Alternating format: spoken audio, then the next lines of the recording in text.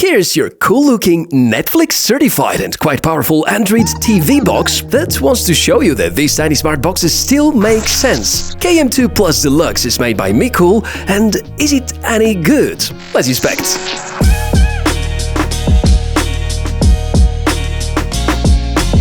Hey yo! Great to meet you here on the channel. I'm the Tech Mishka, and I think finally Android TV boxes start to look cool and stylish. This here comes from Mecool. It's called the KM2 Plus Deluxe. And it's one of these devices that you can plug into any monitor or projector or dummy TV and transform it into smart TV experience, because that's a very small computer running Android TV as an operating system. And what I want to do today is to thoroughly review it and expose all the strong and the weak sides so that you can decide whether Mecool's KM2 Plus Deluxe is a good choice or not. Launched at around $140, it's not among the budget-friendliest solutions, and honestly, the price kinda makes you think twice whether you should really invest that much money in a TV box. On the other hand, while there might be some better-sounding hardware platforms, Mecool are getting their software approved by Google, and there wouldn't be any surprises related to spyware or Trojans. It feels like a safe choice, similar to the Mi Box series, the Realme TV Sticks, and similar. The unboxing part feels a lot better than usual for such kind of devices. Mecool attempt to give you a nice sort of a premium feeling while succeeding in certain ways. The most interesting facts about it are stamped on the package. The TV box itself looks like a futuristic mini PC, and I think it is by far the best design that Mecool's team has ever come up with. There also are the accessories, a white remote control and even a white HDMI cable. Well done so far. If you're curious about the connectivity ports, a bunch of them are available. Great to notice the availability of digital audio output and AV output alongside the traditional HDMI ports. Even a micro SD slot makes its way, together with two USB ports for connecting external peripherals. It's all passively cooled, just as most smartphones are, and you probably know that technologies inside are indeed similar to what you would find in a modern Android tablet, or even closer, a smart TV.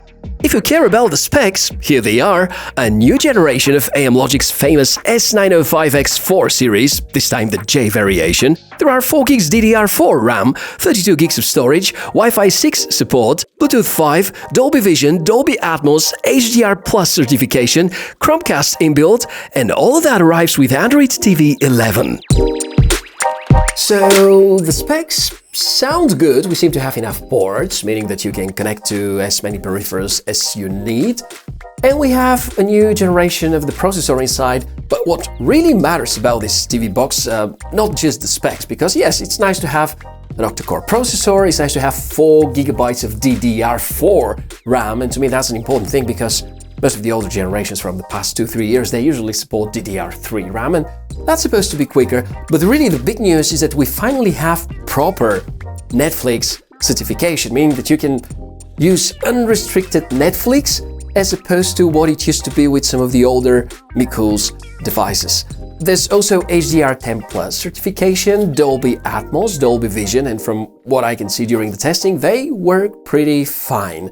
If you want to talk about things to criticize, there doesn't seem to be a USB 3.0 support because none of these USB ports has the blue indication, but I feel that performance here can actually be good, so let's do some testing. For daily tasks and entertainment, it's not gonna disappoint you. YouTube is a good app to use it as a benchmark because if you open the Stats for Nerds section, it's gonna show a whole lot of data. A good moment to announce the support for the AV1 codec on a hardware level. This is a big deal because many streaming services these days use it, and if it's not among the hardware-backed codecs, it will stress unnecessarily the CPU. So that's good news. You're not going to notice any skipped frames when videos are being watched in 4K. Speaking of resolutions, the maximum I was able to get is 60Hz on a 4K screen. Kind of alright. Very important are the extras, such as Dolby Vision and Dolby Atmos. It means that you can get the most out of the multimedia experience. Plus, the Netflix topic, which is finally sorted out. You can of course run most other popular streaming services, such as Disney+, Amazon Prime Video, HBO Max, and many others.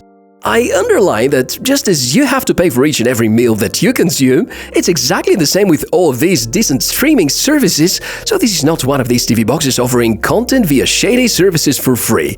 In terms of access to apps, it's Android TV 11 underneath, therefore not everything from Play Store for your smartphone is going to be present, but you have plenty of options. And with some more patience and the right tools, almost every possible app for regular Android could be installed. If you wonder about the gaming performance, yeah, that's a good one. Sadly, Android TV never really kicked off as a gaming platform, although Google seems to push towards resurrecting this idea lately. Some games about zombies are present, some basic racing games, maybe first-person shooters as well, but if you seek for awesome gaming experience, a console, a PC, or a decent smartphone are far superior ideas. Since this is one of the first reviews of a TV box with this particular SoC, I'd like to show you the results on Geekbench. Not bad overall, but far away from the decent results of today's top chipsets. Most of the apps launch quickly, no hiccups or crashes, at least nothing that I stumbled across while testing. Mecool offer a gigabit LAN port as well as Wi-Fi 6 support, which sounds like a super deal if you mostly use the box for streaming. Because any activity related to writing files on the flash will sort of disappoint you with the unimpressive storage performance.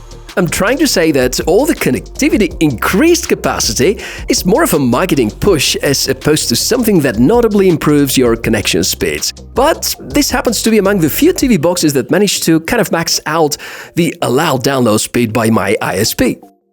Part of the software goodies is the Chromecast feature.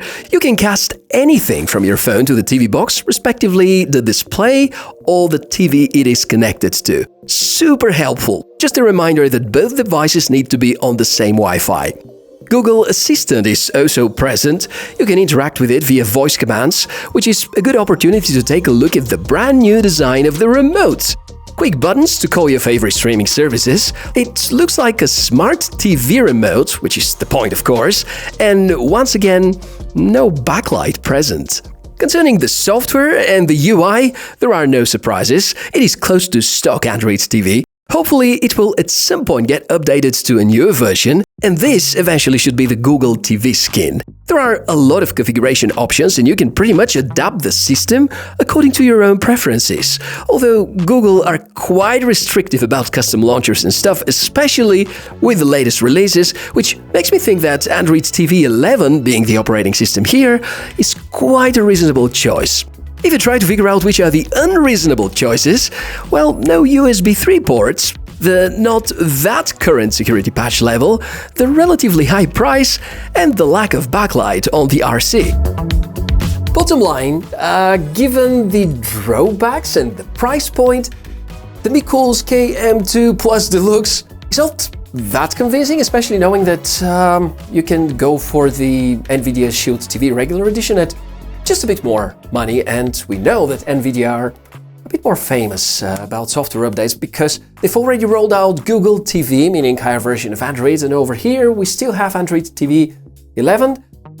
Hopefully Mecool are going to start working on their software update reputation because at the moment it's not that good. But overall performance of this TV box is fairly decent, so if you find it, it's a good deal, and maybe you can check the video description area for more information, go for it.